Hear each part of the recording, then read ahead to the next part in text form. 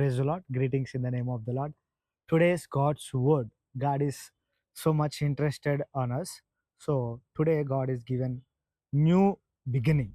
ఈరోజు దేవుడు కొత్త సంవత్సరంలోకి మనల్ని ఏర్పరచుకొని మనల్ని ఇక్కడి వరకు నడిపించాడు కాబట్టి దేవునికి కృతజ్ఞతలు చెల్లిస్తున్నాను. కాబట్టి మనం ఏం చేయాలంటే ప్రతిరోజు ఈ రోజు నుంచి ఒక తీర్మానం తీసుకోవాలి. ప్రభా, ప్రతిరోజు ఏనోక్ వాక్డ్ విత్ గాడ్, అంటే దేవుడు ఏనోకుతో ఉన్నాడు. ఏనోకు దేవుడితో నడుచుకుంటా వెళ్ళాడు. 5:24 జెనసిస్ 5:24లో ఏనోకు ఆనోకు దేవునితో నడిచెను, అతడు కొనిపోబడెను, అతను మరణం చూడకుండా కొనిపోబడ్డాడు.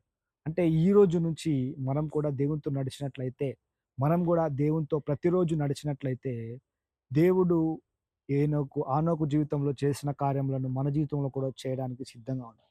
ఏ విధంగా అయితే ఆనోకు దేవునితో నడిచి నడిచి నడిచి నడిచి మరణాన్ని నడవడం అంటే మనం ప్రతిరోజు నడుస్తాం.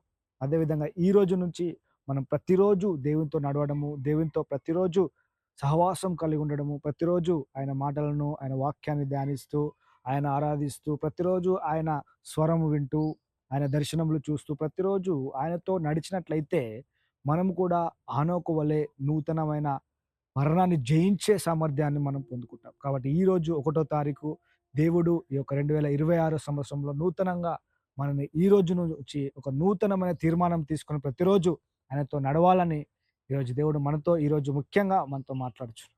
Thank you. God bless you. Amen.